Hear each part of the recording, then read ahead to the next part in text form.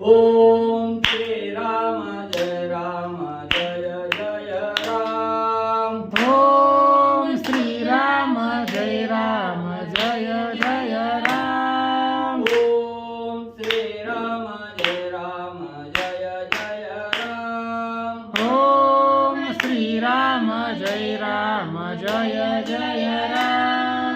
श्री राम जय राम जय जय राम। श्री राम जय राम जय जय राम। श्री राम जय राम जय जय राम। श्री राम जय राम जय जय राम। ओम श्री राम जय राम जय जय राम।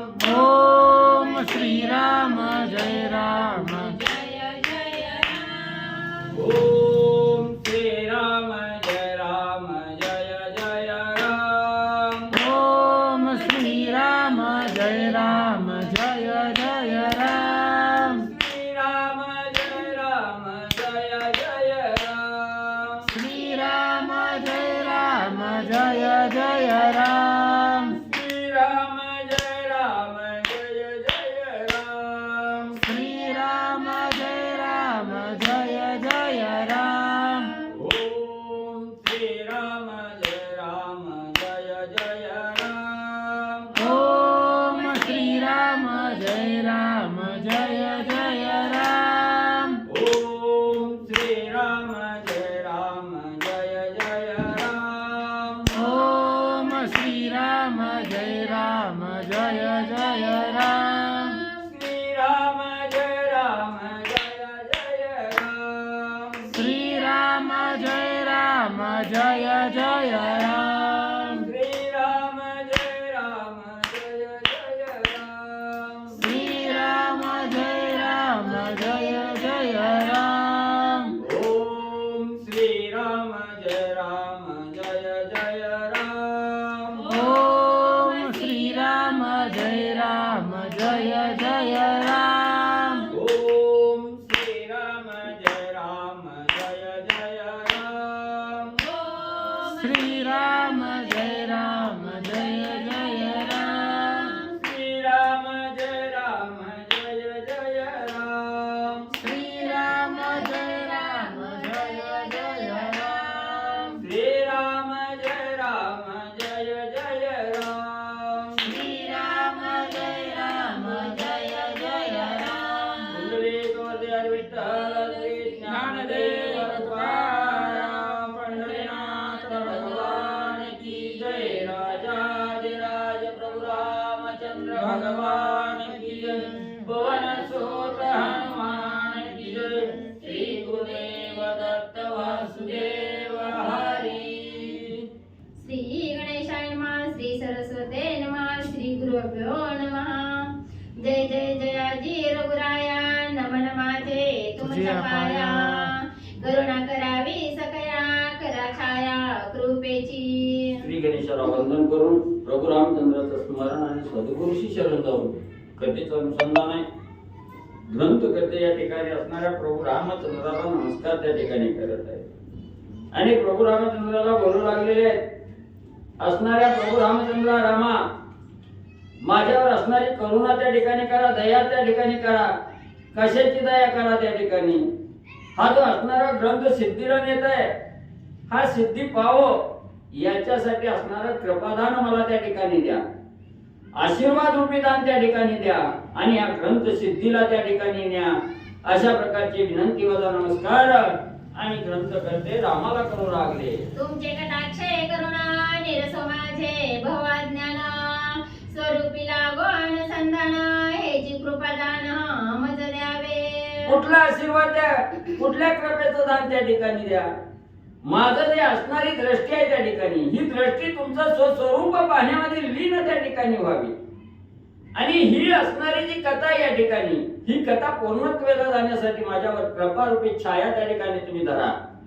आणि हे माझं असणारं सर्व जे काय असणारं कार्य आहे त्या ठिकाणी, या कार्यामध्ये माझं सर्व असणारं मन, ध्यान आणि असणारी दृष्टी त्या ठिकाणी लागू द्या.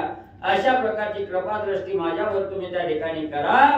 असं ग्रंथ करते आणि रामाला विनंती करू लागले. मी बुडतो या भवसागरी येथून माते काढी सत्वरी पुढे जे होणे असेल परी ते सुखे श्री हरी हो का.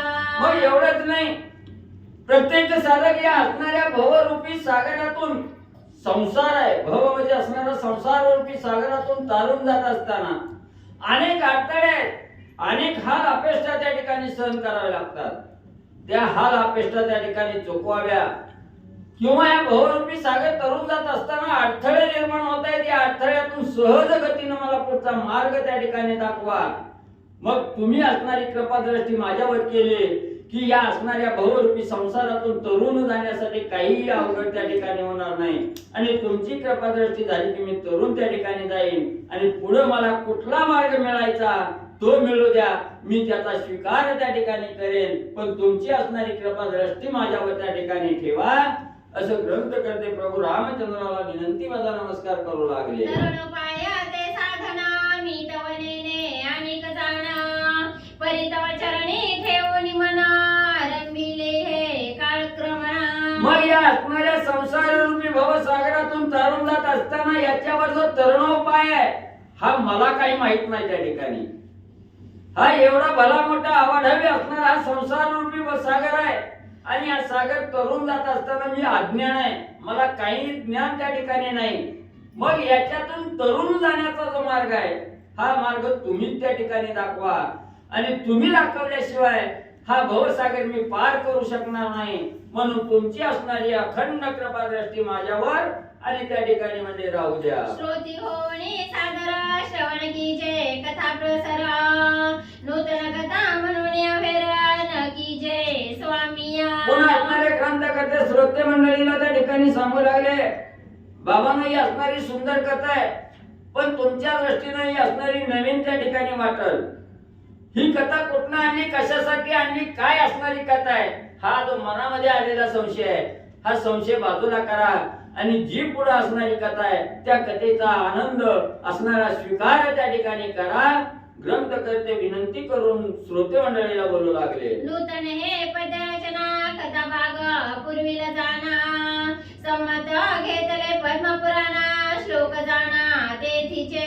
मग ही असणारी जी कथा आता पुढे तुम्हाला सांगणार आहे ही कथा मी माझ्या मनाने त्या ठिकाणी नाही, ही जी असणारी त्या ठिकाणी मूळ संस्कृत भाषेत असणारी पद्मपुराणामध्ये सांगितलेली कथा आहे आणि त्या पद्मपुराणातूनच ही असणारी थोडक्यात असणारी कथा मराठीमध्ये भाषांतर करून तुमच्या पुढे त्या ठिकाणी मांडली गेली. या कथेचा अवहेद त्या ठिकाणी करू नका, या कथेकडे दुर्लक्ष त्या ठिकाणी करू नका.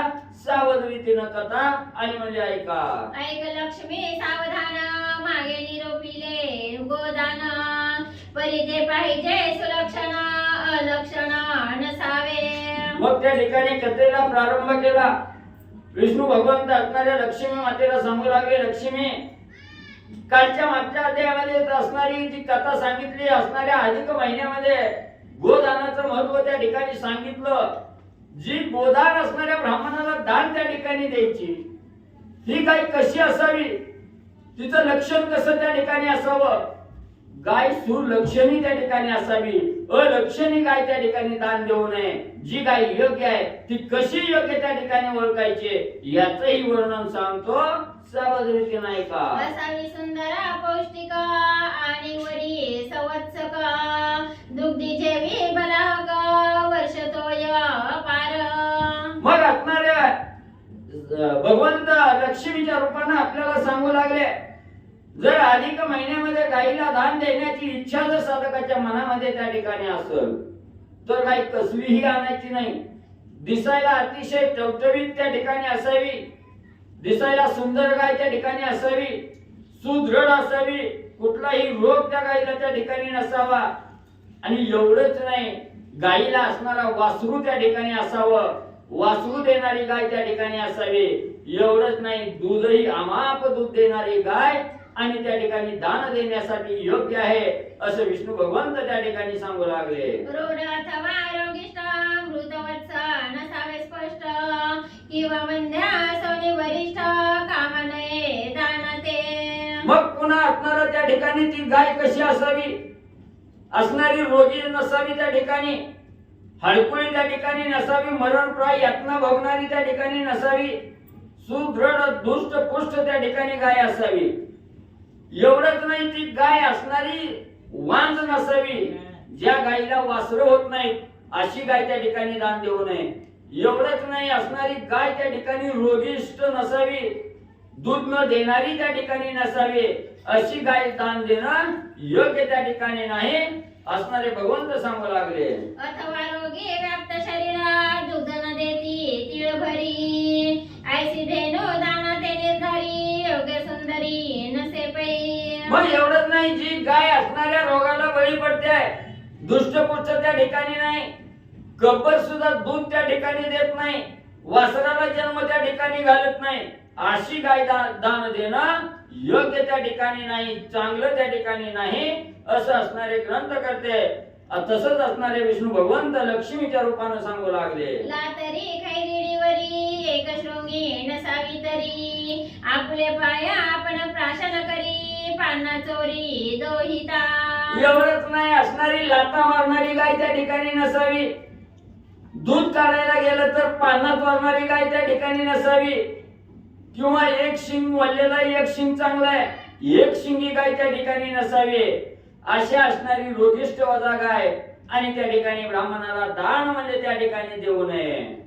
ऐसी नाकी जे दान दान केलिया कवन पुण्य, जैसे अजागळीचे स्तन दुग्ध न शोणित काही. मग अशी जी असणारी गाय त्या ठिकाणी सांगितली, कुठली गाय वासराला जन्म देत नाही, एक शिंग मोडलेला आहे, लाथा मारते, दूध काढायला गेलं तर पाना चोरून त्या ठिकाणी घेते, रोग झालेली गाय आहे, अशी जर गाय त्या ठिकाणी दिली तर पुण्य त्या ठिकाणी लागत नाही. कसं असणारा त्या ठिकाणी परिहार देऊन ग्रंथ करते सांगू लागलेले. असणारी बकरी त्या ठिकाणी असावी, शेळी असावी, शेळीच्या गळ्यामध्ये गलुलं त्या ठिकाणी असावं, जसं स्तन असणाऱ्या शेळीचं असतात, सड असतात, तसं ते असणार गलुलं त्या ठिकाणी दिसतं, पण त्या गलुल्यातून दूध त्या ठिकाणी येत नाही, व्यर्थ ते गलुलं त्या ठिकाणी राहतं. तसं म्हणजे ही असणार जरी तुम्ही दान त्या ठिकाणी दिले तर त्याचं पुण्य तुम्हाला किंचितही त्या ठिकाणी मिळत नाही, उलट पापाचा गाडा त्या ठिकाणी भरतोय. म्हणून गाय ही सुदृढ आणि दुष्टपुष्ट असणारी गाय दान म्हणजे त्या ठिकाणी द्यावी. लक्षणयुक्त धेनु भरवी, सहकुटुंबी ब्राह्मणा ते द्यावी, अलंकारयुक्त असावी, दोहन पात्रा सहित. मग असणारा त्या ठिकाणी दुष्टपुष्ट असणारी गाय, भरपूर दूध देणारी गाय, वासराला जन्म घालणारी गाय, वासरा सहित ब्राह्मणाच्या असणाऱ्या स्त्रीला बोलवून दोघाच्याही स्वाधीन त्या ठिकाणी गाय करावी. पण गाय देताना वस्त्र अलंकार भरलेलं ताट त्या ठिकाणी समोर ठेवावं, मनोभावे असणाऱ्या ब्राह्मणाचं आणि त्याच्या स्त्रीचं त्या ठिकाणी पूजन करावं, आणि वस्त्र अलंकार घालून त्या ठिकाणी पुष्पमाला त्या ठिकाणी गळ्यामध्ये घालून घंटा त्या ठिकाणी बांधून गायीचं पूजन करून ब्राह्मणाला दान त्या ठिकाणी द्यावी. अशा प्रकारचं आचरण करावं असं विष्णू भगवंत त्या ठिकाणी अधिक महिन्यामध्ये सांगतात. ऐसी दिदलिया दाना तेने संतोषे जनार्दना, मग तो पावती मोक्ष सदना, यासी संदेह जाना सेना. मग असं जो साधक त्या ठिकाणी आचरण करतो, अशा प्रकारे गायीचं पूजन करून ब्राह्मणाचं पूजन करून ब्राह्मणाला दान त्या ठिकाणी देतो, त्या साधकाचा कळवळा विष्णू भगवंताला त्या ठिकाणी येतो आणि विष्णू भगवंत त्याचा असणारा आधार त्या ठिकाणी बनतात आणि तो साधक मोक्षाला गेल्याशिवाय त्या ठिकाणी राहत नाही. एवढं गायदानाचं महत्व आणि असणारे विष्णू भगवंत लक्ष्मीच्या रूपानं तुम्हा आम्हाला त्या ठिकाणी आणि सांगू लागले. ओ पात्री केलिया दाना तरी ते नरकासी कारण, म्हणून सत्पात्री ब्राह्मणा पाहो निदान पै द्यावे. मग दान देताना सुद्धा कोणाला त्या ठिकाणी द्यावं, ज्याची असणारी लायकी नाही किंवा ज्याचं असणारं पात्र त्या ठिकाणी योग्य नाही, अपात्र त्या ठिकाणी पात्र त्या ठिकाणी शोधावं. ब्राह्मण कसा त्या ठिकाणी शोधावा, ब्राह्मणाला असणारं जाणावं कसं, जे ब्राह्मण अग्निहोत्री आहेत असणारा त्या ठिकाणी म्हणजे अग्नीवर आपली उपजीविका त्या ठिकाणी करतो, आणि जो वेद जाणतो तो वेद जाणे ब्राह्मण आहे, त्या ब्राह्मणाला आपल्या घरी बोलवावं, पात्र त्या ठिकाणी तपासावं आणि असणारं जे पात्र असणारं जे ब्राह्मण आहेत, वेदाला जाणणारे अग्निहोत्री ब्राह्मण आहेत, त्या ब्राह्मणाला गाय देणं त्या ठिकाणी योग्य राहील आणि त्याच वेळेस त्या साधकाला पुण्य प्राप्त त्या ठिकाणी होईल, अन्यथा होणार नाही. विष्णू भगवंत सांगू लागले, धेनू ते बहुता दुग्धाची सुलक्षणिक संवत्साची दान दिदली आयशाची तरी पदवीसाची पावे तो. मग असणारा म्हणजे त्या साधकाला दान गाय द्यायचे. त्या साधकांना असणारी गाय भरपूर दूध देणारी गाय, दिसायला सुंदर असणारी गाय, 2 शिंग असणारी गाय, दातानं मारणारी गाय आणि भरपूर दूध देणारी गाय जर असणाऱ्या त्या ठिकाणी वेद जाणणाऱ्या ब्राह्मणाला त्या ठिकाणी दान दिले, सपत्नी सहदान त्या ठिकाणी दिले, तर त्या साधकाला आपली असणारी जी मोक्षाची पदवी आहे ही पदवी प्राप्त झाल्याशिवाय राहत नाही. तो साधक मोक्षाला गेल्याशिवाय राहत नाही. एवढं गोदानाचं महान पुण्य आहे असं असणारे ग्रंथकर्ते सांगू लागले. तयाचा जन्म सफळ झाला आणि सप्तकुळांचा उद्धार केला. इतर दीना पुरुषाला दान तयाला घडेना. मग त्या ठिकाणी असणारे ग्रंथकर्ते सांगू लागले, भगवंत सांगू लागले, जो पुरुष ही असणाऱ्या म्हणजे जन्माला आलेला आहे आणि जन्माला येऊन त्या ठिकाणी ही गाय दान त्या ठिकाणी करतोय, एवढं श्रेष्ठ पुण्य दुसरं कशातही त्या ठिकाणी नाही. जी अपात्र आहेत, जी अज्ञान आहेत, त्यांना दानाचं महत्व कळत नाही, अशाला म्हणजे त्या ठिकाणी कवाही मोक्ष प्राप्त त्या ठिकाणी होणार नाही. अशी असणारी सफळ गाय दान केले तर त्याला मोक्षाची पदवी मिळाल्याशिवाय राहत नाही. एवढं गाय दानाचं महत्व आणि भगवंत सांगू लागले. म्हणून आम्हाला मासी दान अगत्य कीजे गोदान. नारी अथवा पुरुष दान भाग समान उभयासी. मग त्या ठिकाणी म्हणून म्हणले एवढं पुण्य कमावण्याचा एकच महिना आहे. जर 3 वर्षांनी येणारा मलमास आहे, असणारा पुरुषोत्तम मास आहे, अधिक मास आहे, या महिन्यामध्ये असणारं सांगितल्याप्रमाणे जर गाय दान त्या ठिकाणी दिली तर अफाट पुण्य त्या असणाऱ्या साधकाला प्राप्त होतं. मग साधक कोण आहे, असणारी स्त्री असू द्या किंवा पुरुष असू द्या, दोघांपैकी कोणीही गाय दान त्या ठिकाणी दिली, त्याच्यात स्त्री आणि पुरुष हा भेदभाव त्या ठिकाणी नाही, दोघांनाही समान पुण्य त्या ठिकाणी प्राप्त होतं असं ग्रंथकर्ते सांगू लागले. अहो हे धेनू यज्ञाचे नेत्र आणि यज्ञमुख स्वतंत्र.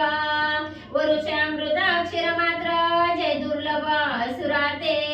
मग त्या ठिकाणी ही गाय कशी आहे, त्या ठिकाणी आपण अनेक असणारे होम हवन केले, यज्ञ त्या ठिकाणी केले, त्या यज्ञाची फलश्रुती त्या साधकाला प्राप्त होत नाही. तेवढी फलश्रुती या असणाऱ्या गायीपासून जेवढा गायी असणाऱ्या दुधाचा वर्षाव त्या ठिकाणी करते आहे आणि प्रत्येक जीव मात्राला आनंद त्या ठिकाणी देते आहे, जीव मात्राला उल्हास त्या ठिकाणी देते आहे, अशी असणारी जी गाय आहे त्या गायीपासून अमाप पुण्य त्या ठिकाणी साधकाला कमावता येतं. ग्रंथकर्ते सांगतायत, इंद्रादी सरोवर पाही म्हणते अमृत असे पाही. परीक्षित माते प्राप्त नाही जे भूलोकी अपार. मग स्वर्गाच्या ठिकाणी 33 कोटी देव आहेत, त्या देवाला सुद्धा हेवा वाटतोय आम्हाला अमर होण्याचा असणारा त्या ठिकाणी अमृत प्राप्त आहे, अमृत मिळतंय. पण या अमृतापेक्षा श्रेष्ठ असणारं जे गायीचं दूध आहे, हे गायीचं दूध आम्हाला सुद्धा त्या ठिकाणी मिळावं. जे पृथ्वी तलावर राहणारी जी लोक आहेत, ह्याला जसं गायीचं दूध मिळतं तसं आम्हालाही गायीचं असणारं दूध त्या ठिकाणी मिळावं, एवढी इच्छा देवाला सुद्धा त्या ठिकाणी लागते आहे. म्हणून अमृतापेक्षा श्रेष्ठ असणारं गायीचं दूध त्या ठिकाणी आहे, ग्रंथकर्ते सांगतायत. म्हणून समग्र सरोवर धेनुगात्री प्रवेशले साचार आणि सरिता पार प्रवेशल्या धेनु अंगी. म्हणून 33 कोटी देवाला सुद्धा वाटलं पृथ्वी तलावर जे प्राणी मात्र असणारं गायीचं दूध त्या ठिकाणी सेवन करतोय, एवढं महत्व दुसरं कशातच त्या ठिकाणी नाही. म्हणून देवाला हेवा वाटला. म्हणून स्वर्गाच्या ठिकाणी राहणारे 33 कोटी देव आणि गायीच्या असणाऱ्या शरीरामध्ये त्या ठिकाणी अस्तित्व निर्माण केलं, गायीच्या शरीरामध्ये राहिले. एवढंच नाही, ज्या असणाऱ्या आपल्या नद्या आहेत, आपल्याला असणारं पुण्य पावन करणाऱ्या नद्या आहेत, त्या नद्यांनीही आश्रय असणाऱ्या गायीच्या शरीरात त्या ठिकाणी केला. एवढं अनन्य साधारण असणाऱ्या गायीचं आहे, ग्रंथकर्ते सांगतायत. यदर्थी श्लोक संमतीचा असे हो ग्रंथांतरीचा. तोची निवेदितो साचा अर्थ दयाचा पाहावा. मग त्या त्या ठिकाणी असणारा असत म्हणजे गायीचं काय महत्व आहे त्या ठिकाणी, गायीच्या दुधाचं किती श्रेष्ठ महत्व आहे त्या ठिकाणी, याच्याविषयीचा श्लोक या ठिकाणी सांगितला. आणि त्याच श्लोकाच्या आधारे तुम्हाला त्याचं सविस्तर वृत्तांत त्या ठिकाणी कथन करतो ग्रंथकर्ते सांगतायत. तवा शंका घेऊन सत्वरा श्रोती बोलिले उत्तर, सर्व गात्री सुरवरा किंका करणा प्रवेश.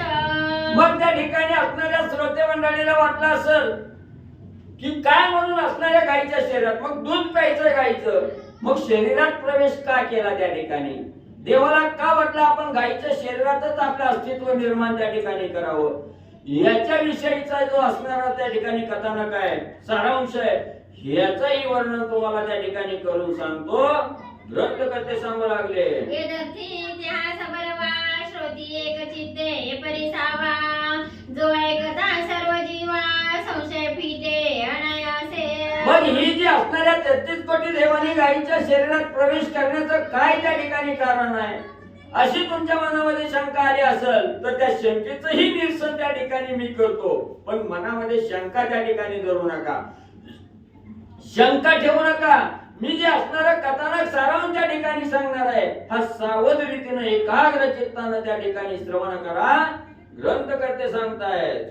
तरी पौलव्य नामे ऋषीश्वरा तप बोळे मुनिवरा, कष्टविले जे स्वशरीर तपा पार आचरला. मग त्या ठिकाणी सांगू लागलेले पौलव्य नावाचे असणारे महान ऋषी आहेत त्या ठिकाणी. त्यांनी फक्त असणारं आयुष्यभर एकच केलं, तप ध्यान धारणा त्या ठिकाणी केली. आणि आपलं जे असणारं शरीर आहे हे तपश्चर्येमध्ये त्या ठिकाणी आणि कष्टविलं गेलं. दयाची तप सामर्थ्ये भय उपजले वासवाते, मग प्रेरिता झाला अप्सराते तपक्षयाते ऋषींच्या. मग म्हणजे एवढं महान तपश्चर्य त्या ठिकाणी, तपश्चर्येशिवाय दुसरं काहीच म्हणजे पौलव्य ऋषी त्या ठिकाणी करत नव्हते. एवढी तपश्चर्या त्या ठिकाणी केली.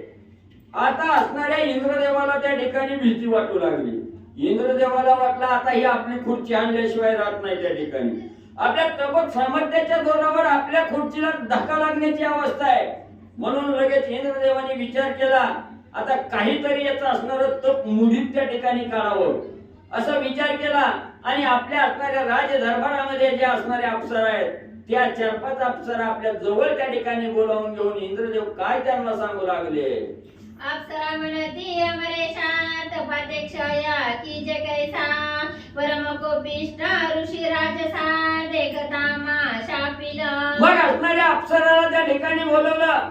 इंद्रदेवानी सांगितलं तुम्हाला का बोलवलंय, असणाऱ्या पृथ्वीतलावर जायचंय. पौलव्य नावाचे ऋषी आहेत, महान तपश्चर्या त्या ठिकाणी करतायत. त्यांच्या तपश्चर्याचा भंग त्या ठिकाणी करायचा, त्यांची तपश्चर्या मोडीत त्या ठिकाणी करायची.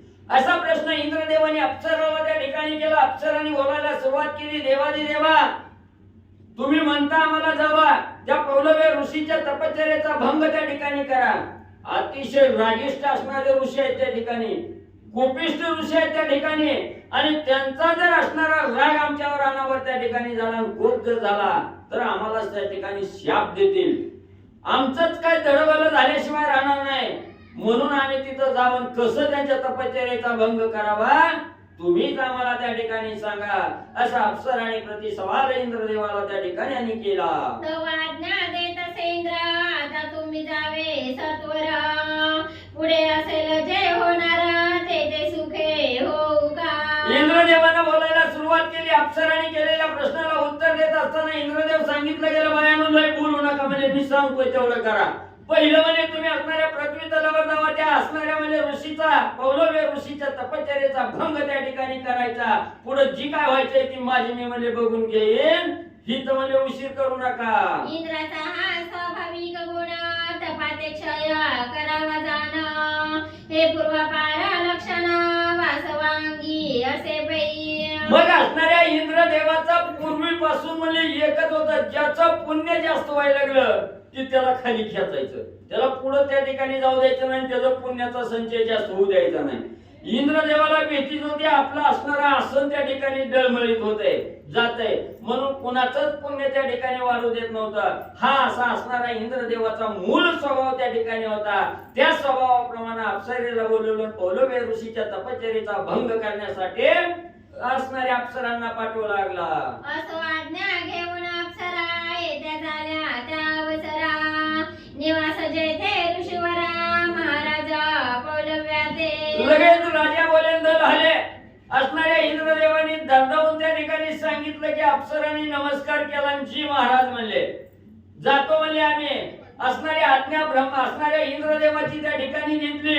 जिथं पौलव्य ऋषीचा आश्रम होता, जिथं तपश्चर्याची जागा होती, तिथं पटकन असणाऱ्या स्वर्गाच्या ठिकाणच्या अप्सरा इंद्रदेवाची आज्ञा घेऊन असणाऱ्या पौलव्य ऋषीच्या आश्रमाच्या ठिकाणी पाहिल्या. येऊन या आश्रमानी कटी ऋषी ते अवलोकिले दृष्टी, तव तो तपस्वी महाटी तपश्चर्ये बसला असे.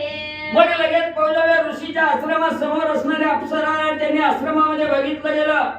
पौलव्य ऋषी दिसले गेले, ध्यानस्थ बसलेले, तपश्चर्येमध्ये एकनिष्ठ असणारे, त्या ठिकाणी कठोर तपश्चर्या करण्यामध्ये प्रवीण असणारे या ठिकाणी पौलव्य ऋषी अप्सरांनी डोळ्यानं पाहिलं. तव त्या देवांगना जाना अवलोकुनी ऋषी राणा, चमकत चमकत सन्निधाना हास्यवदना अवलोकिले. मग त्या ठिकाणी लगेच असणाऱ्या अप्सरांनी पौलव्य ऋषीला बघितलं. पौलव्य ऋषीची नजर असणाऱ्या अप्सराकडे त्या ठिकाणी गेली. अप्सराचा मूळ स्वभाव होता, इंद्रदेवाने सांगितलेलं होतं काही करायचं, तपश्चर्येचा भंग त्या ठिकाणी करायचा. मग असणाऱ्या पुरुषाला काय त्या ठिकाणी भुरळ पडायची ही फक्त त्या अप्सराला त्या ठिकाणी माहिती होतं. त्यांच्या समोर गेल्या, आपल्या अंगाचं तेज त्या ठिकाणी चमकू लागल्या, असणारा नाना प्रकारचा हावभाव आणि त्या असणाऱ्या ऋषीच्या समोर त्या ठिकाणी करू लागल्या. हास्य स्मित हास्य त्या ऋषीकडे बघायचं करायचं, अशा प्रकारचा हावभाव अप्सरा करू लागल्या. ध्यान विसर्जुने मुनी तयाते देखिले नयनी, मग पुसे तया लागुनी किमर्थ कहरा मांडिला. मग असणाऱ्या अप्सराच्या अंगाचं तेज त्या ठिकाणी ऋषीच्या डोळ्यावर त्या ठिकाणी पडल्याबरोबर तपश्चर्येचा भंग त्या ठिकाणी झाला आणि अप्सरेकडे असणाऱ्या ऋषीची पौलव्य ऋषीची दृष्टी त्या ठिकाणी गेली. अप्सरेला पाहिलं गेलं, दिसायला सुंदर आहेत, हावभाव त्या ठिकाणी करायला लागलेले आहेत. म्हणून ऋषीने अप्सरांना विचारलं, का असणाऱ्या बायानो तुम्ही इथं या ठिकाणी आला, काय कारण मनामध्ये येण्याचं आहे? अशा प्रकारची विचारणा पौलव्य ऋषीने अप्सरांना केली. आम्ही न मागो कवनाते काही, हा किमर्थ पेटला आमुचे डोई, म्हणून क्रोधयुक्त ते समयी शाप द्यावया उदित. मग असणाऱ्या अप्सरांनी विचारल्याबरोबर सांगायला सुरुवात केली, महाराज म्हणजे आम्ही इथं आलोय म्हणजे काय 10-5 रुपये मागायला आलेलो नाही म्हणले, आम्हाला कशाचीही आशा नाही म्हणले, फक्त आमच्या असणाऱ्या शरीराच्या ठिकाणी काम म्हणले त्या ठिकाणी उपाळलाय आणि हा काम परिपूर्ण तुम्ही त्या ठिकाणी करावं म्हणून आम्ही या ठिकाणी आलोय. असं हे अप्सराच्या मुखातील वचन त्या ठिकाणी पौलव्य ऋषीने ऐकलं गेलं. क्रोधिष्ठ अवस्था त्या ठिकाणी झाली, तळपायच्या मस्तकाला पौलव्य ऋषीची त्या ठिकाणी गेली आणि असणाऱ्या अप्सराला शाप देण्यासाठी असणारे पौलव्य ऋषी सज्ज झाले. शापुदका करी घेऊनी आव्हानिले वासवा लागुनी, तो येरीकडे काय झाली करणी इंद्रभुवनी पैते भा. मग असणारा राग त्या ठिकाणी आला. पौलव्य ऋषींनी जाणलं गेलं ही असणाऱ्या इंद्राची करणी आहे म्हणजे या ठिकाणी. ह्या इंद्रानंच म्हणजे अप्सराला त्या ठिकाणी पाठवलं. लगेच तपश्चर्येचा भंग केला गेला. लगेच असणाऱ्या हातामध्ये पाणी त्या ठिकाणी घेतलं, असणाऱ्या पाण्यावर मंत्र त्या ठिकाणी मारला आणि इंद्रदेवाची असणारा आहुती त्या ठिकाणी पाण्याची आहुती त्या ठिकाणी सोडली गेली. ही बातमी लगेच इंद्रदेवाला त्या ठिकाणी कळाली. इंद्रदेव सुद्धा गर्भगळीत त्या ठिकाणी झाला. आता काय होतं याचा विचार इंद्रदेवाला लागला. सिंहासनावरी वासो तव खळबळीला दयाचा देहो, चंचल होताची पाहो सभोवते अवलोकित. इंद्रदेवाला जाणलं गेलं आता बाबा तळपायाच्या मस्तकाला गेली. अतिशय रागिष्ट क्रोधिष्ठ असणारा हा पौलव्य ऋषी आहे म्हणजे. इंद्रदेवाला कळालं गेलं. इंद्रदेव थरथरा त्या ठिकाणी कापू लागला. आसनावर बसलं तरी मनाला समाधान त्या ठिकाणी लागना. इकडून तिकडं त्या ठिकाणी फिरू लागला. सगळीकडे चारी बाजूला त्या ठिकाणी भिवू लागला. आता ही पौलव ऋषी आपली काय फजिती त्या ठिकाणी करतोय याची भीती इंद्रदेवाला वाटू लागली. शापुदकाचे सामर्थ्य मोठे इंद्राचे अंगी उठले काटे मग पिशाच वळता पळत असे नेटे जय ते असे कमळासन. इंद्रदेवाला कळायला गेलं आता ह्याचा जर शाप त्या ठिकाणी आपल्याला द्यायचा म्हटलं, हे हातामध्ये पाणी घेतलेलं आहे बाबा, हे आता पाणी सोडल्याबरोबर आपल्याला शाप त्या ठिकाणी देतोय आणि या शापाने आपली हानी झाल्याशिवाय त्या ठिकाणी राहत नाही. एवढी भीती वाटली आणि थरथर कापू लागलं. एवढंच नाही, एवढी भीती धरली गेली. भूतासारखं हिकडून तिकडून हिकडं त्या ठिकाणी फिरायला लागला. फिरता त्याला कोणाचा तरी आश्रय आपल्याला मिळावा, कोणतरी धीर देणारा मिळावा म्हणून असणाऱ्या ब्रह्मदेवाची आठवण असणाऱ्या इंद्रदेवानं त्या ठिकाणी केली आणि ब्रह्मदेवाकडे इंद्रदेव जाऊ लागले. घाबरेपणी ते समयी भ्रमयाचे पदी मस्तक ठेवी म्हणे आता रक्षीय समयी करुणा करा दातारा. धावताचे इंद्रदेव सुटले, ब्रह्मसदनाच्या ठिकाणी गेले. ब्रह्मदेवाच्या समोर गेल्याबरोबर असणाऱ्या ब्रह्मदेवाच्या चरणावर लोटांगण त्या ठिकाणी घातलं आणि सांगितलं देवारी देवा तुम्हीच माझं आता रक्षण करा. कमळासना म्हणे तेव्हा अपराध घडला वासवा तो साकल्पा म्हणे वेदावा म्हण जीव पावा सुचेल. मग ब्रह्मदेवाच्या चरणावर लोटांगण घातलं. देवा देवा म्हणले मला वाचवा, म्हणले आता काहीतरी करा. ब्रह्मदेवानी सांगितलं इंद्रदेवा एवढं घाबरायला थरथर कापायला झालंय तरी काय, तो कशाचा अपराध त्या ठिकाणी केलाय, काय तो असणारी चूक त्या ठिकाणी केली, खरं म्हणले मला सांग, म्हणजे त्याच्यावर असणारा तोडगा म्हणले मला काढता येईल, खरं काय ती सांग. तव बोले सुरेश्वर पौलव्य ऋषी तपे थोर दया छळना सत्वर देवांगना प्रेरिला मी. मग लगेच असणाऱ्या इंद्रदेवाने ब्रह्मदेवाला सांगायला सुरुवात केली. देवा म्हणे खरं सांगतो, म्हणजे खऱ्याला काय मरण शेवटी येत नाही म्हणून खरं बोलायचं कवावे म्हणले. खरं सांगतो म्हणले काय झालं म्हणले असणाऱ्या पौलव्य ऋषी असणाऱ्या तपश्चर्यामध्ये अग्रगण्य तपश्चर्या त्या ठिकाणी करतायत, कठोर तपश्चर्या त्या ठिकाणी करतायत आणि त्यांच्या तपश्चर्याच्या जोरावर माझं आसन डळमळीत होईल, मी पदच्युत त्या ठिकाणी होईल, माझ्या पदावर येऊन तो पौलव्य ऋषी त्या ठिकाणी बसल याची भीती मला वाटली. म्हणून माझ्या असणाऱ्या अप्सरा होत्या त्याच्या तपश्चर्याचा भंग करण्यासाठी मी त्या अप्सरा तिकडे पाठवल्या. श्री गणेशाय नमः. श्री प्रभू रामचंद्राय नमः. काय माझी झाली तपानी मलिनता झाली तपाला गुणी म्हणून ध्यानी विचारुनी पाहत असे. नाही त्याची शेवटची ओवी घ्या की बरोबर आहे की 30 म्हणजे नाही 40 हे काय इथून बरोबर आहे की 40 कंप्लीट झाले त्याच्या पुढची घ्या शेवटला इतकं इकडे हा आणि परत एकदा मागची बाजू आहे काय तर हा. श्री गणेशाय नमः. श्री प्रभू रामचंद्राय नमः. इतका इकडे वृत्तांत झाला तिकडे ऋषी ते विलंब लागला म्हणे अनुज इंद्र का नाही आला की मृत झाला गला विलंब. मग त्या ठिकाणी असणारा म्हणजे इकडे एवढा वृत्तांत त्या ठिकाणी झाला म्हणून असणारा त्या ठिकाणी म्हणजे काय केलं आमच्या असणाऱ्या कुळाला डाग त्या ठिकाणी मला नाही कळलं हरिभाऊ मागच्या घ्या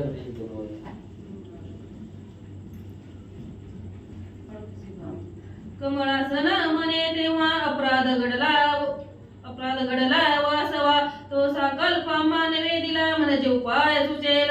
मग त्या ठिकाणी ब्रह्मदेवाने इंद्रदेवाला सांगितलं जी काय खरं घडलंय ती सांग म्हणजे त्याच्यावर उपाय म्हणजे आम्हाला काहीतरी काढता येईल. तेव्हा इंद्रदेव सांगू लागले. तो बोले सुरेश्वर पहिले ऋषी तपे थोर तया छडना सत्वर देवांगना पेरिल्या. म्हणून म्हणजे असणारे पौलव्य ऋषी तपश्चर्यामध्ये श्रेष्ठ आहे, त्यांच्या तपश्चर्याचा भंग करण्यासाठी मी माझ्या असणाऱ्या सदनाच्या ठिकाणी असणाऱ्या अप्सरा तपश्चर्याचा भंग करण्यासाठी म्हणजे पाठवल्या.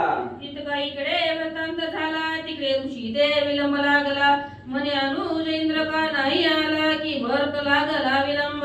मग इकडे असणारा ब्रह्मदेव आणि इंद्रदेव यांचा संवाद त्या ठिकाणी चालू आहे. याच्यामध्ये वेळ त्या ठिकाणी लागला आणि असणारा जे पौलव्य ऋषी रागाच्या भराच्या हातामध्ये पाणी घेऊन त्या ठिकाणी म्हणजे उदक सोडणार इंद्रदेवाची वाट त्या ठिकाणी बघत होते. काय इंद्रदेव या ठिकाणी आला नाही याचा राग असणाऱ्या पौलव्य ऋषीला त्या ठिकाणी आला आणि इंद्रदेवाची वाट बघत पौलव्य ऋषी ताटकळले. काय माझी झाली तपहानी मलिनता झाली तपा लागुनी म्हणून या ध्यानी विचारुनी पादसे. मग असणारा त्या ठिकाणी पौलव्य ऋषीने विचार केला, एवढी घोर तपश्चर्या त्या ठिकाणी मी करतोय आणि आज माझ्या या तपश्चर्याला खान का लागली गेली, का माझ्या तपश्चर्याला खंड त्या ठिकाणी पडला गेला, म्हणून याचा विचार आणि पौलव्य ऋषी करू लागले. तव इंद्राते न देखे निजासनी तो तव गेला असे पळूनी कमळासने आश्वासुनी निजासनी बैसविला. मग लगेच अंतर्ज्ञानानं पौलव्य ऋषींनी जाणला गेला असणाऱ्या इंद्रदेवाच्या आसनाकडे नजर त्या ठिकाणी टाकली. आसन रिकामत दृष्टीला त्या ठिकाणी दिसलं गेलं. पुन्हा पौलव्य ऋषींनी अंतर्ज्ञानानं जाणलं गेलं इंद्रदेव कुठे गेलं, त्या ठिकाणी आसनावर नाही. लगेच इंद्रदेव असणाऱ्या ब्रह्मदेवाच्या असणाऱ्या महालात त्या ठिकाणी दिसले आणि पुढे असणारे पौलव्य ऋषी काय त्या ठिकाणी विचार करू लागले. मग ऋषी आणि उदक घेता झाला निशंक आव्हानीला कळवळनायक इंद्रासहित ते काळी. मग पहिलं पाणी हातामध्ये घेऊन त्या ठिकाणी सोडणार, तेवढ्यात इंद्रदेवाच्या असणाऱ्या उद्देशाने त्या ठिकाणी पाणी सोडणार, पण इंद्रदेव त्या ठिकाणी नाही. ब्रह्मदेवाच्या सदनाच्या ठिकाणी इंद्राची स्वारी दिसली गेली.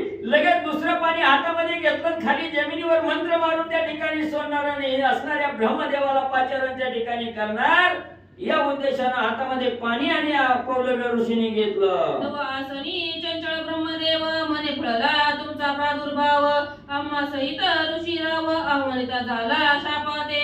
मग हे पौलव्य ऋषींनी ब्रह्मदेवाला आवाहन त्या ठिकाणी करण्यासाठी पाणी हातामध्ये घेतलंय ना, आता मंत्र मारून पाणी जमिनीवर त्या ठिकाणी सोडणार, हे ब्रह्मदेवाला त्या ठिकाणी जाणलं गेलं.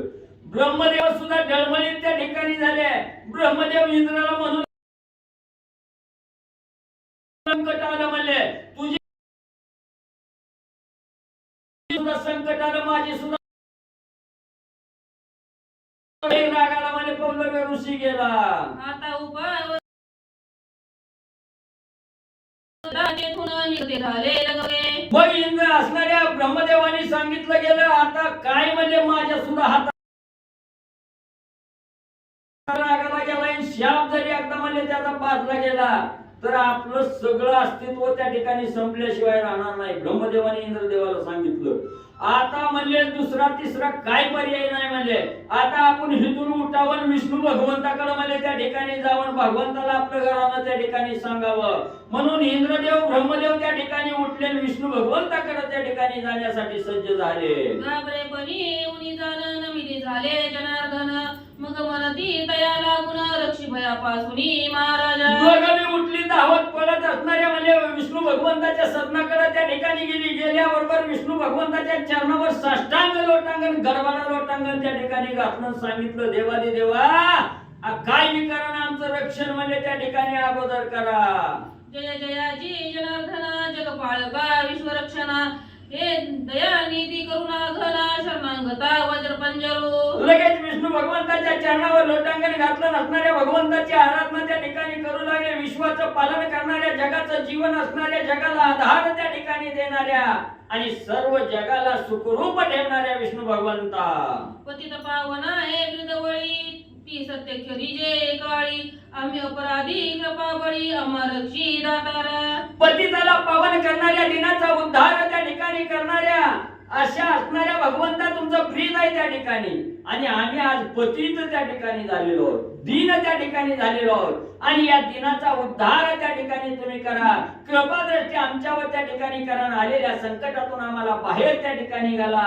विष्णू भगवंताची आराधना कोण करते? ब्रह्मदेव आणि इंद्रदेव त्या ठिकाणी करू लागले. कोणी याचे उत्तर बोलता झाला कमळावर कवने केला तुम्हा ते जोजार तोची प्रकार सांगीजे. लगेच भगवंतानी असणारा त्या ठिकाणी ब्रह्मदेवाला बोलायला सुरुवात केली. देवा एवढा अंगावर म्हणले घाम येस्तोर म्हणले थरथर त्या ठिकाणी कापायला लागला, काय एवढा गर्भगळीत त्या ठिकाणी झाला, कुणी तुमच्यावर जोरदार त्या ठिकाणी केला, तुम्हाला कुणी संकटात त्या ठिकाणी घातलं, ती म्हणजे खरं खरं मला सांगा.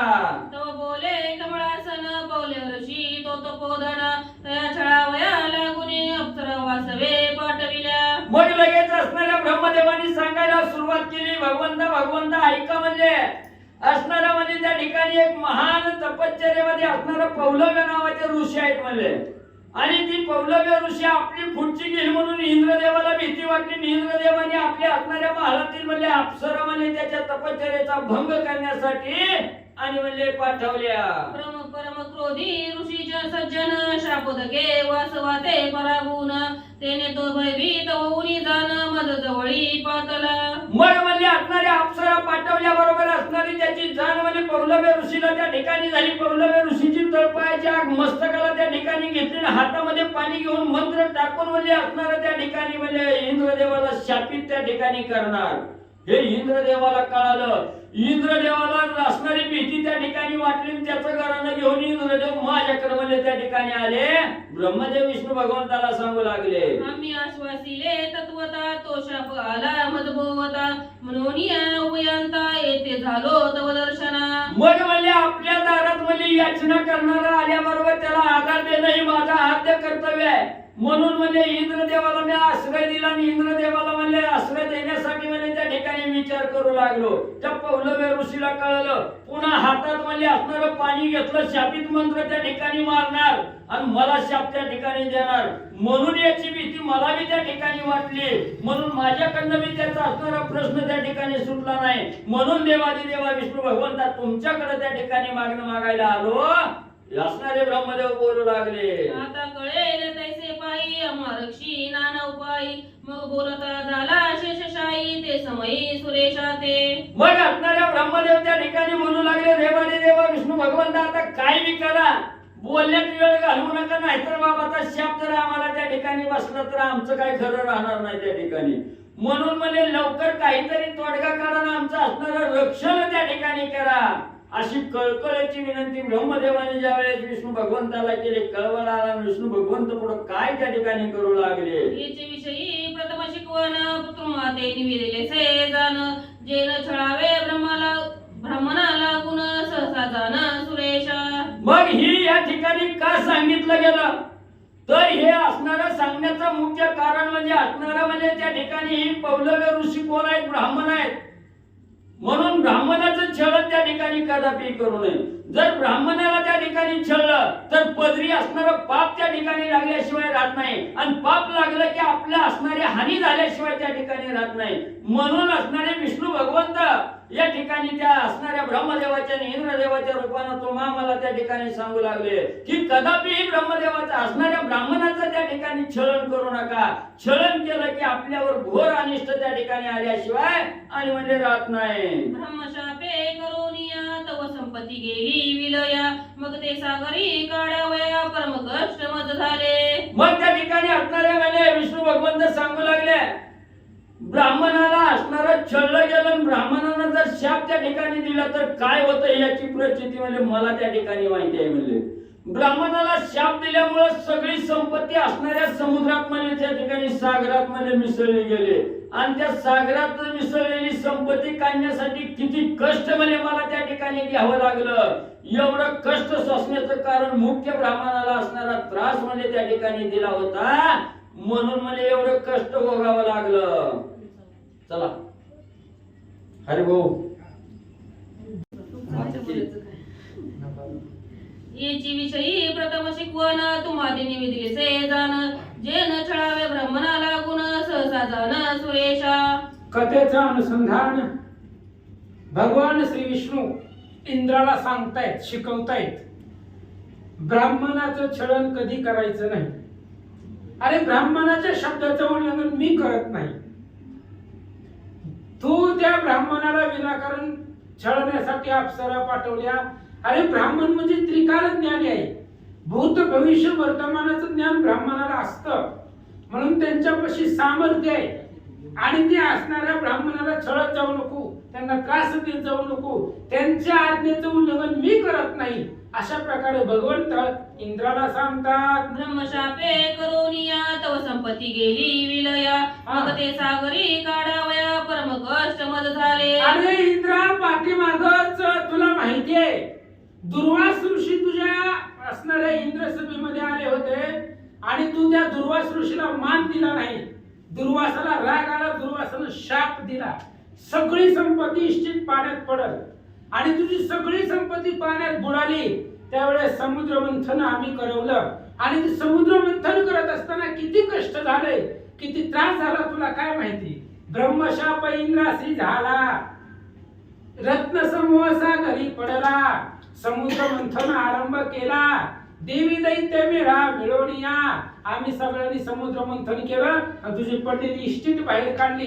हे ब्राह्मणाच्या शापामुळे झालं होतं, म्हणून ब्राह्मणाला त्रास देत जाऊ नको भगवंत सांगतात. या लागी कैसा सो ब्राह्मण परिते माझेची मुख जाण, न कळे तयाचे विंदान कवने घटी कैसा मी. अरे तू ब्राह्मण कसाही असू दे, ब्राह्मण म्हणजे माझं मुख आहे.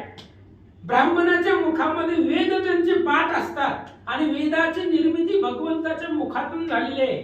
त्यामुळं ब्राह्मणाच्या सर्व अंगामध्ये माझा वास आहे. तसं तर सगळ्या जगतामध्ये भगवंत व्यापक आहे, पण ब्राह्मणाला विशेष महत्व दिलेलं आहे. भगवंत सांगतात, ऐसे बोलत बोलत क्षण एक अवकाश लागला तेथ, तोयरीकडे पौलवे काय करीत विचारित निज मानसी. आणि मग विचार करू लागले. इकडे बोलत होते ब्रह्मदेव, भगवान श्री विष्णू आणि इंद्रदेव, तिघजण बोलत होते. इकडे पौलवी ऋषी पहिल्यांदा इंद्राचं नाव घेतलं, मंत्र म्हटलं, इंद्र आला नाही, पाचारण केलं नवनाथांसारखं. नाव घेतलं की पाचारण केलं. इंद्र घाबरला पण गेला नाही, मग घाबरला ब्रह्मदेवाकडे गेला. पुन्हा पौलवी ऋषीने इंद्र आणि ब्रह्मदेव दोघांचं बी नावाचं पाचारण केलं. मग दोघं बी येईना गेली. मग आपल्या मंत्रामध्ये सामर्थ्य नाही का, तपामध्ये बळ नाही का, हे त्यांच्या लक्षामध्ये आले. मग का आले नाही बघितलं तर पुन्हा त्यांना कळलं की विष्णू बी त्यांच्या सोबत आहे. मग भगवान श्री विष्णूच्याही नावाचं पाचारण केलं आणि पुन्हा पाणी हातावरती घेतलं. म्हणे अद्याप वरी पाही वैदातेन देखो एक ठाई, मनोनी पीठलासे तोडाई उदकानी गगेतले. इकडं पौलव्य नावाच्या ऋषीने विचार केला, आपण इंद्राला पाचारण केलेलं आहे, ब्रह्मदेवाला पाचारण केलेलं आहे, मग दोघं इथं यायला पाहिजे होते. मग दोघंही इथं आले नाही, म्हणून राग आला आणि पुन्हा त्यांनी आपल्या कमंडलू मधलं पाणी, ते असणारं पाणी हातावरती घेतलं आणि हातावरती घेऊन काय करतात, विष्णू सहित ब्रह्मदेव आव्हानिता झाला वासवो, तव वैकुंठी देवादी देव घाबरता झाला निजांगी. मग पुन्हा त्या पौलवी ऋषीने हातावरती पाणी घेतलं आणि भगवान श्री विष्णूचं नाव घेतलं. श्री विष्णूला त्या असणाऱ्या मंत्राच्या जोरावरती पाचारण केलं.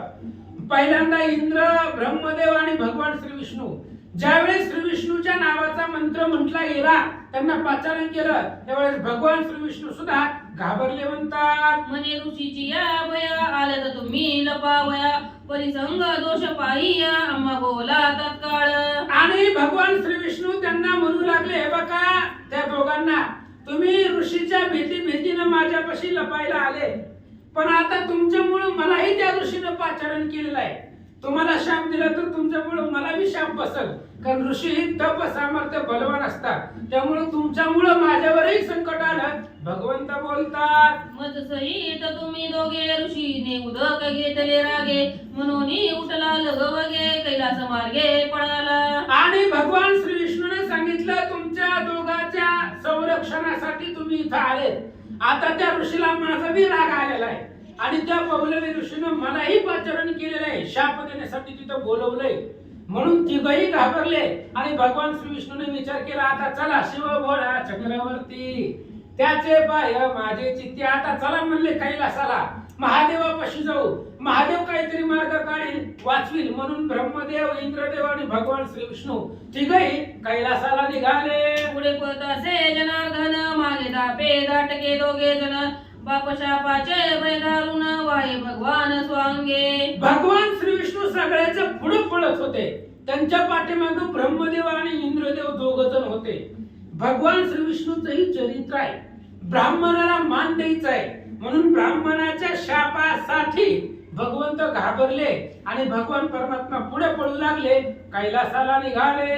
ब्राह्मण शाप परमद्वाड, राजन होऊ शकेला सरळ, नरदाची नरदी लज्जे आड, लपत हिंडे चहूकडे. ब्राह्मणाच्या शापामध्ये बळ आहे. का बळ आहे? त्यांच्याकडे तप आहे, तप सामर्थ्य आहे, तपानं बळ येत असतं. हरिविजय ग्रंथात 36वा भगवान श्रीकृष्णाची नातवंड विटी दांडू क्रिकेट खेळायला गेली होती आणि गेला असताना त्यांची विटी एका विहिरीमध्ये पडली, कुपामध्ये, आणि ती विट बघण्यासाठी त्यांनी कुपामध्ये डोकावलं तर मोठा सरड होता आणि त्या सरडाला कृष्णाला सांगायला गेले, बघा म्हणले केवढा मोठा सरडा आहे. कधीच बघितला नाही एवढा मोठा सरडा. भगवंत आणि कृष्णाची दृष्टी पडल्याबरोबर त्या सरडाचा उद्धार झाला. तो नहुषणाचा होता. ब्राह्मणाच्या शापाने सरड झाला. नारद महाराजाला बी वाटलं लग्न करावं, कवर ब्रह्मचारी राहायचंय, बायका लेकर आपल्याला पाहिजे असं नारदाला वाटलं. म्हणून नारदाची नारदी झाली आणि 60,000 मुलं त्या नारदीपासून झाली. ही शापाचं बळ आहे असं भगवंत सांगतात. ऐसे सांगो आता किती कथा परे सांगू पळती, हा. ऐसे पळता त्रिवर्गा प्रती कैलासपती आटोपिला. ग्रंथ करते सांगतायत किती सांगू. ब्राह्मणाच्या शापामध्ये बळ आहे. शापानं कुणा कुणाला काय काय केले 2च उदाहरणं दिली. अनेक द्यायचं म्हटलं तर ग्रंथ वाढेल, ग्रंथाचा प्रसार होईल. म्हणून जाऊ द्या, बस झालं.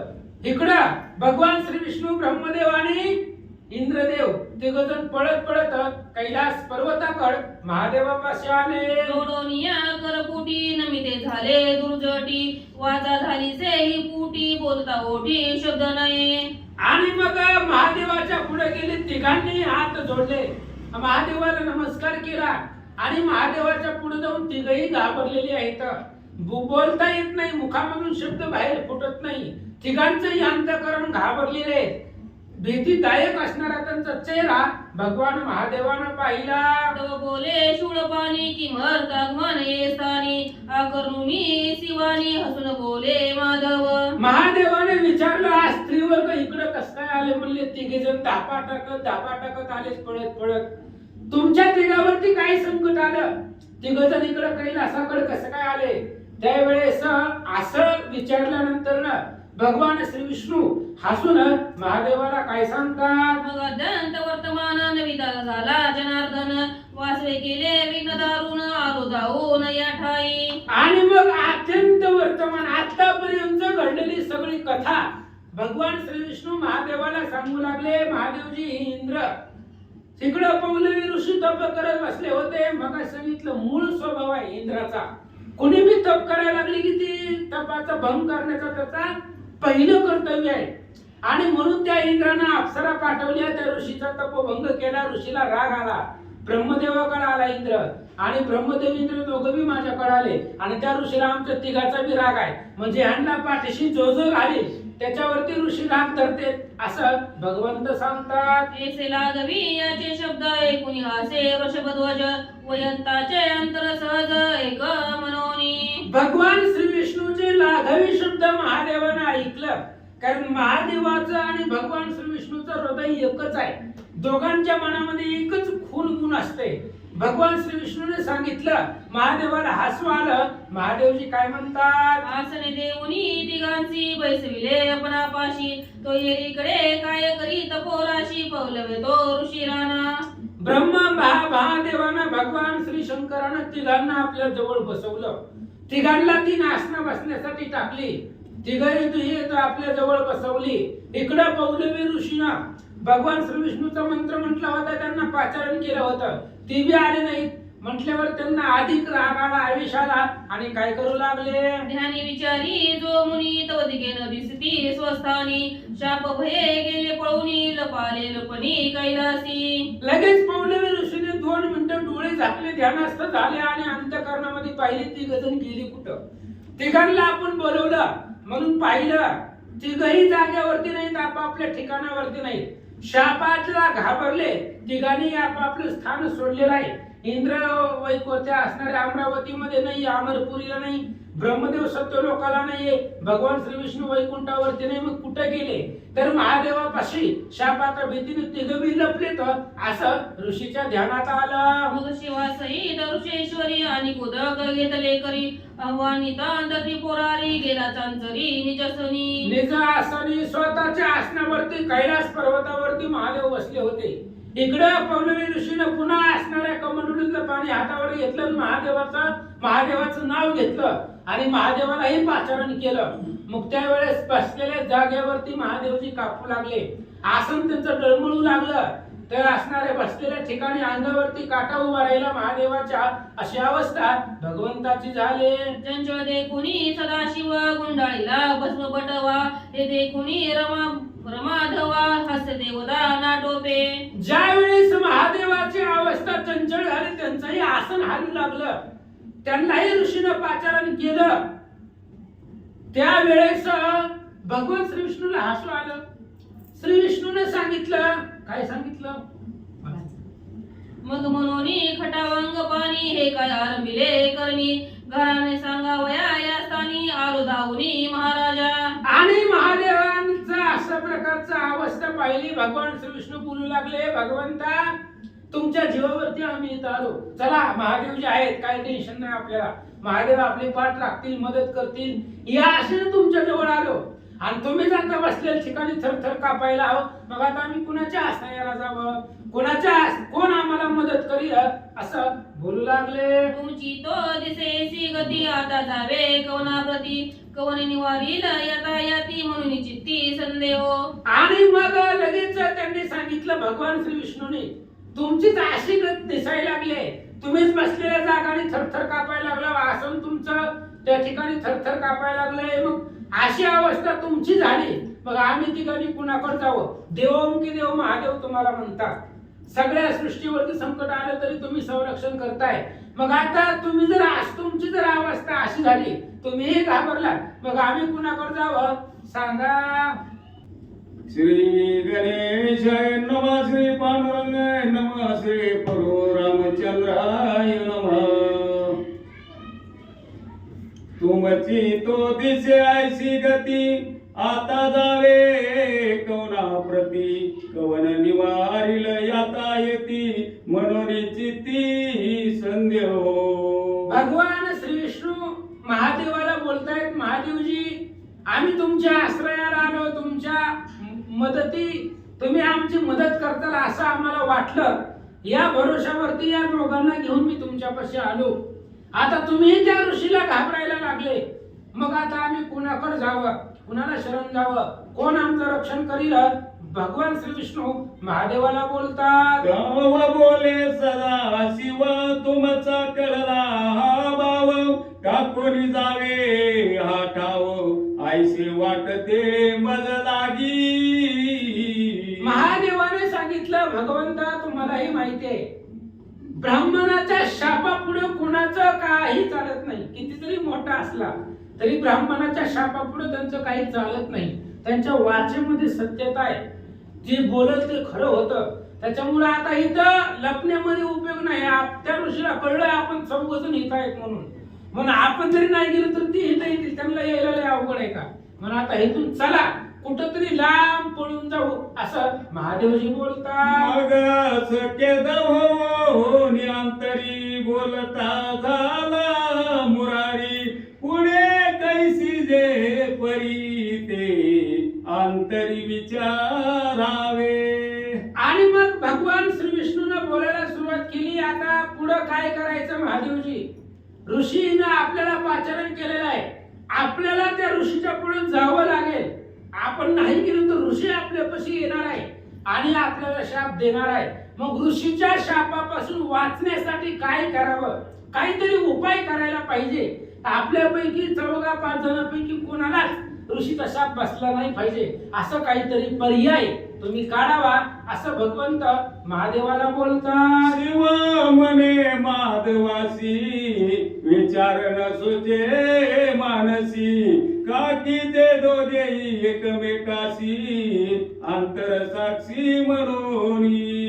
भगवान महादेवानं ऐकलं भगवान श्री विष्णूचं बोलणं. महादेवाने सांगितलं, भगवंत आता चतुर तुम्ही आहेत, चतुरा तो शिरोमणी गुण लावण्याची खाणी. आता जे काय करेल ते तुम्हीच करणार आहे. तुमच्यापेक्षा कोण श्रेष्ठ आहे? भगवंत आदी देव तुम्ही आहे, म्हणून आता जे काय करायचं ते तुम्हीच करा, तुम्ही जसं म्हणताल तसं. असं महादेवाचं बोलणं ऐकल्यावर भगवान श्री विष्णू काय विचार करतात? वाढवया ब्राह्मणाचे महिमान मनोनी मांडिले हे निर्वाण पुढील जाणोनी कारण महिमान गौतमीचे. भगवान श्री विष्णूने विचार केला, वाढवावया ब्राह्मणाचे महिमान.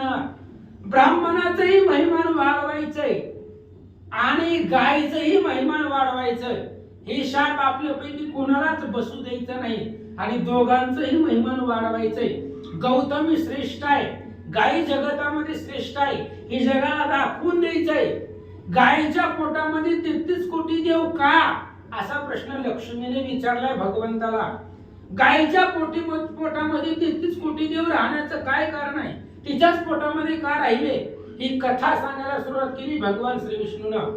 मग भगवान श्री विष्णूनं विचार केला, गायीचंही महिमान वाढवायचं, ब्राह्मणाचंही महिमान वाढवायचं, म्हणून महादेवाला काय म्हणतात. मग विष्णू विचारोनी अंतरी मने ऐकी देव त्रिपुरारी, ब्राह्मणाचा उपाय निर्धारी देनुवरी चालिना. भगवान श्री विष्णूनं महादेवाला सांगितलंय बघा, ब्राह्मण कितीतरी रागात असला ते आपल्या चौघाला जाळून भस्म करायची ताकद त्याच्यापाशी आहे. दुर्वास ऋषीने म्हटलं होतं ना, रामाला, लक्ष्मणाला, अयोध्येला सगळ्याला जाळतो. दुर्वास ऋषी बोलले होते, म्हणजे सगळ्याला जगाला जाळायचं सामर्थ्य ब्राह्मणाकडे आहे. पण तेच ब्राह्मणाची ताकद गायीवरती चालत नाही. गाय जर ब्राह्मणाच्या पुढे गेली तर ब्राह्मणाचं ताकद कोप गायला बघून शांत होतो. गायीवरती त्यांचं सामर्थ्य चालत नाही. म्हणून आपण काय करू, ऐका. तरी पाचारोनी देनु लागी आपण प्रवेश तिचे अंगी, पुढे होईल त्या प्रसंगी विलोकी अंगी सादर. भगवान श्री विष्णूनं महादेवाला सांगितलं, आपण गायीला इथं बोलू, आपण गायीच्या शरीरात प्रवेश करू. मग पुढे जी व्हायचंय ती गायीच्या शरीरामध्ये जाऊन बघू काय होतंय ते पुढचं. आपण लपणार आहे कुठं, गायीच्या पोटात लपणार आहोत. त्याच्यामुळे ब्राह्मणाचा शाप गायीवरती चालत नाही, त्यांचं सामर्थ्य गायीवरती चालत नाही. म्हणून आपण गायीच्या शरीरामध्ये प्रवेश करू, पुढचं काय व्हायचंय ते होईल असं भगवंत महादेवाला बोलतात. विचार मानला सर्व ते मग पाचारिले देनु ते संकटी रक्षी हो आमाते मनोती बोलते पै झाले. मग अशा प्रकारचा विचार महादेव, ब्रह्मदेव, इंद्रदेव आणि भगवान श्री विष्णू यांनी केला. त्यांनी गायीला बोलवलं, गायीला हात जोडले भगवंताने आणि सांगितलं, आज आम्ही संकटामध्ये आहोत आणि आज आमच्यावर संकट घालवा, आम्हाला तुमच्या पोटामध्ये घ्या, आमचं संरक्षण करा. अशा प्रकारची प्रार्थना सर्व देव लोक त्या गायीला करतात. तू मनोनी पायी देनु बदली ते समयी, मग प्रवेश करीते झाले देई एका सर्वही श्लोकार्थ. त्यावेळेस गायीने सांगितलं, ठीक आहे, तुमचं सर्वांचं संरक्षण करते. असं म्हटल्याबरोबर सगळेजण, 14 जण तिथं जण उपस्थित होते. ब्रह्मदेव होते, महादेव होते, भगवान श्री विष्णू आणि इंद्रदेव. हे चौघांनी त्या गायीच्या हृदयामध्ये, तिच्या शरीरामध्ये प्रवेश केला.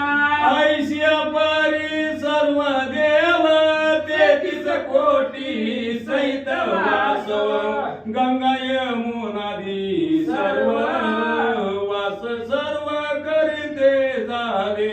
अशा पद्धतीने फक्त हे चौघा पाच जणांनीच नाही तर 33 कोटी सहित वासवा, 33 कोटी देवांसहित इंद्रदेव आणि बाकीचे त्रिदेव सगळ्यांनी मिळून गायीच्या हृदयामध्ये, अंगामध्ये प्रवेश केला. तशा जी जी पवित्र तीर्थक्षेत्र आहेत, नद्या आहेत, त्या पवित्र असणाऱ्या नद्यांनी सुद्धा गायीच्या हृदयामध्ये, अंगामध्ये प्रवेश केला. पासून धेनु अंगी वास आसेही नवांगी, पुढे वर्तेलिया प्रसंगी अवधान दिजे. तेव्हापासून गायीच्या पोटामध्ये 33 कोटी देव आहेत. कशामुळे गेले आता आपण सांगितलं. ऋषीच्या शापाला घाबरून आणि त्यांनी एकच ठरवलं, गायीच्या पोटाशिवाय किंवा गायीच्या शरीरात गेल्याशिवाय आपला देह वाचणार नाही, नाहीतर ऋषी आपल्याला शाप देईल. म्हणून सुरक्षित जागा काय असेल तर ती गायीचं शरीर आहे. म्हणून 33 कोटी देव, भगवान श्री विष्णू, महादेव, ब्रह्मदेव सगळेजण त्या असणाऱ्या गायीच्या शरीरामध्ये सर्वांनी प्रवेश केला. आणि तेव्हापासून 33 कोटी देवांचं वास्तव्य गायीच्या शरीरामध्ये आहे. आता पुढे काय झालं, इकडे पौलवी ऋषीची कथा काय झाली ऐका. येरीकडे पलवे मुनी आवानी तन देखे कोणी, पुढे आवलो की जो नयनी तो देखे नैनी देनु ते. इकडे पौलवी ऋषीनं मंत्राचं पाणी घेतला मंत्र म्हटला आणि पाचारण केलं होतं या चौघांनाही. पुढे पाहिले तर कोणीच नाही. आपण त्यांचं कसं होतं, मंत्र म्हणायचा, त्याचं नाव घ्यायचं, ज्याचं नाव घेतलं ती व्यक्ती आपल्या पुढे उभा राहायला पाहिजे असा मंत्र म्हटला होता. मग हे चौघाची नावं घेतली, कोणीच आलं नाही. डोळे उघडून पुढे पाहिलं तरी गाय दिसली त्यांना. गाय बघितल्याबरोबर ऋषीला आश्चर्य वाटलं. काय विचार आला?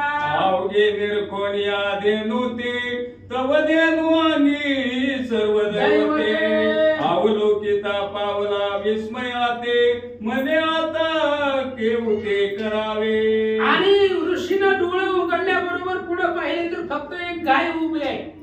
आणि अंतर्दृष्टीने ऋषीनं पाहिलं तर त्या गायीच्या पोटामध्ये 33 कोटी देव आहेत. मग आता त्या असणाऱ्या सगळ्या देवांना कवच म्हणजे ही गाय आहे. गायीच्या पोटामध्ये ही देव लोक आहेत. आणि जोपर्यंत संरक्षण गाय आहे तोपर्यंत आपल्याला काहीच करता येत नाही. म्हणून ऋषीला आश्चर्य वाटलं. काय करतात? मग विवेका टोनी अंतरी दया धेनु ते नमस्कारी विवेका ऐच्या सह्यकारी अनिक नसे क्रोधाते. आणि मग विचार केला ऋषींनी. राग तर खूप आलेला होता. का आलेला होता? तपश्चर्या मोडलेली होती इंद्रानं अप्सरेला पाठवून. आणि इंद्राचे जे जे पाठीला ते सगळ्यांना शाप द्यायचा होता. एवढा आवेश राग आलेला होता. पण गायीला पुढे बघितलं, विवेकानं बंधन केलं. विवेक समोर आठवला आणि जिथं जिथं राग आलेला आहे त्या ठिकाणी जर विवेक आणला, विचार केला तर राग शांत होतो, राग संपला जातो. म्हणून विवेकाने विचार केला, क्रोधावरती बंधन घातलं आणि त्या गायीला नमस्कार केला.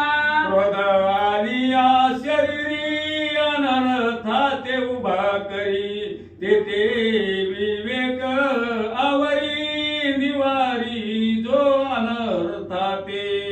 राग जर आला तर पुढे कोट्यामध्ये अनर्थ आहेत. राग भयंकर असतो महाराज. आणि रागाच्या भरामध्ये माणूस काही करेल. राग थोडे वेळ असतो पण त्या रागामध्ये आपली बुद्धी साथ देत नाही. त्याच्यामुळे रागामध्ये व्यक्ती काय करेल काही सांगता येत नाही.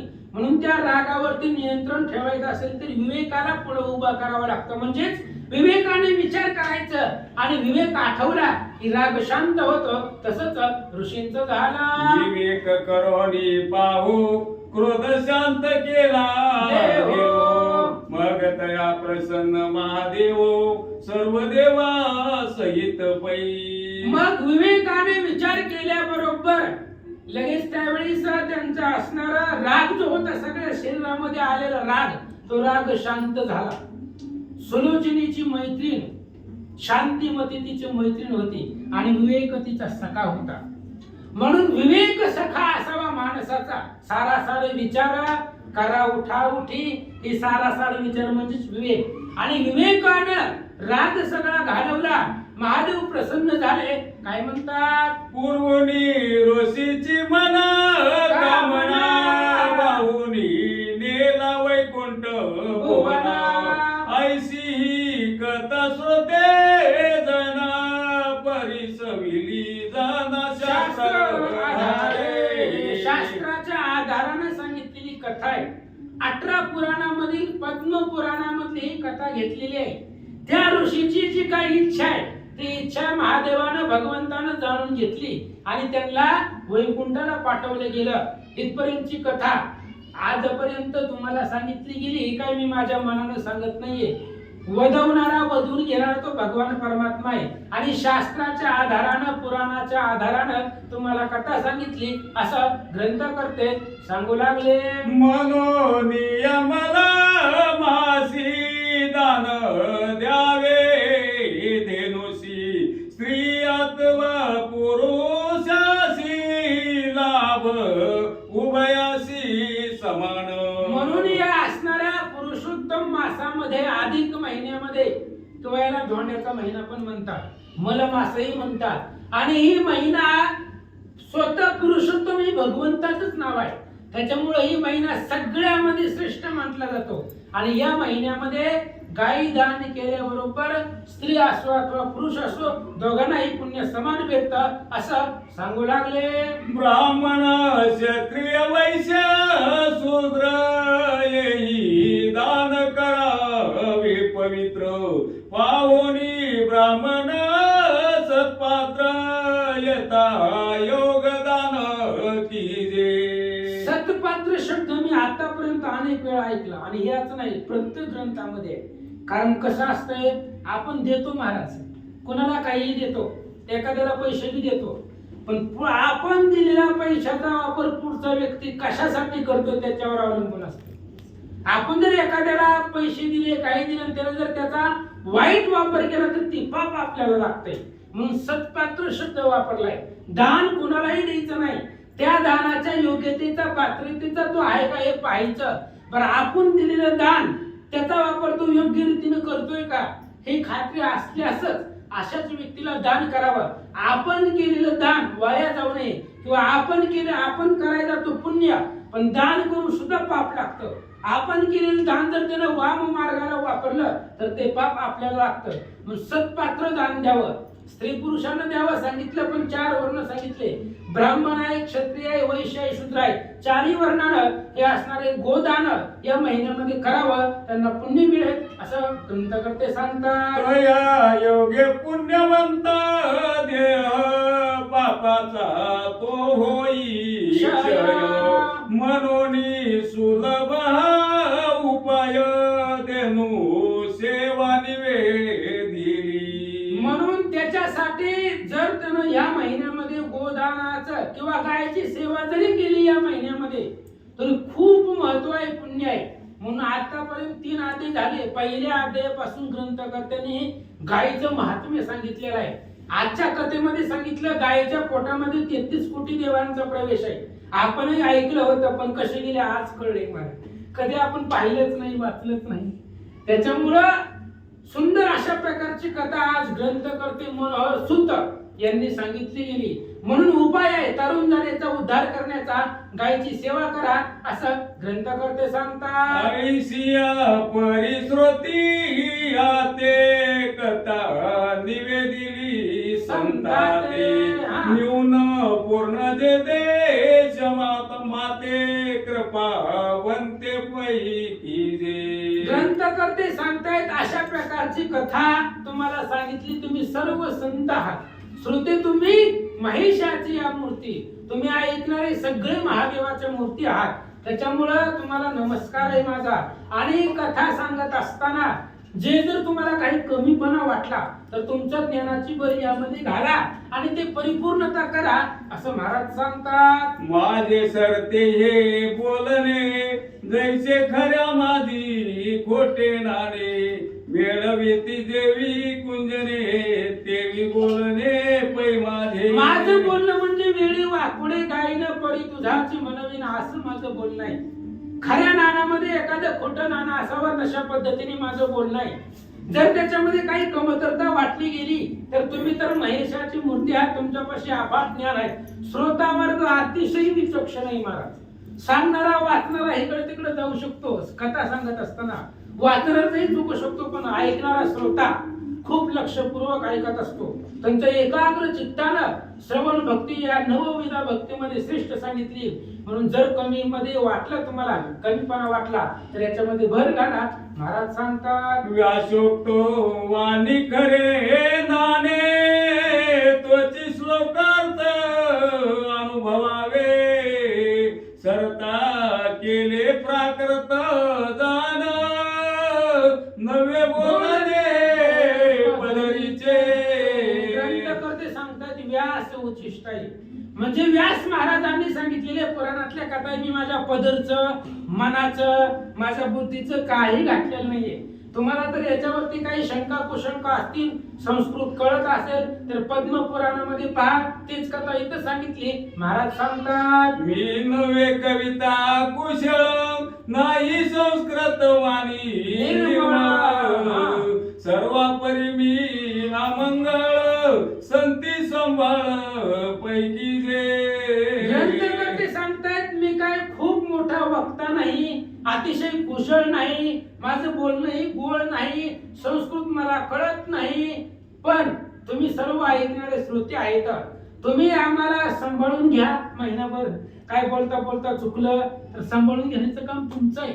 आम्ही सांगत असताना, लिहित असताना जर काही तुम्हाला योग्य नाही वाटलं जे चांगलं वाटलं ते घरी न्या आणि जर काही वाटलं तर ते इथंच ठेवा असं महाराज सांगतात. नाही उद्योग व्यवसाय काही तपचार्यानं घडे देई मनोनी कालक्रमणे स्तवने पाही उदेला देही उद्धरू. ग्रंथकर्त्यांनी सांगितलं या देहाला कुठल्याही प्रकारची तपश्चर्या घडली नाही, भगवंताची सेवा काही घडली नाही, म्हणून जगताच्या उद्धारासाठी ग्रंथ लिहिण्याचं काम केलं. तेवढ्या भगवंतानं बुद्धी दिली म्हणून ग्रंथ जगापुढे मांडला असं महाराज सांगतात. वरी बुद्धी दाता तो समर्थ शिरावरी माझिया श्री रघुनाथ. वा वा. वदता वदविता तोची येथ बुद्धिदाता निर्धारे. ग्रंथकर्त्याने सांगितलं मला काही येत नाही महाराज, शिरावरी माझी हा रघुनाथ. भगवान श्रीरामचंद्र पाठीशी आहे त्याच्यामुळं काही अवघड नाहीये. पाठीशी असल या श्री रघुनाथ कृतांताचे पाडी न दात. असं म्हणले भगवान परमात्मा माझ्या पाठीशी आहे, मी माझ्या मनाचं काही बोलत नाही. साळुंकी मंजुळ बोलत असे वाणी शिकविता धनी वेगळाची किंवा आपुलिया बळे नाही मी बोलत सखा कृपावंत वाचा त्याची. मी माझ्या बळानं बुद्धीनं बोलत नाही, बोलण्याच्या पाठीमाग भगवान परमात्म्याने दिलेली वाचा, त्यांनी दिलेली बुद्धी आणि त्या सामर्थ्यावरती बोलतो. महाराज सांगतात. स्वस्ती श्री महात्म्य ग्रंथ पद्मपुराणीचे समस्त मनोहर सुत विरंचित प्रति अध्यायी गोळ कुंडली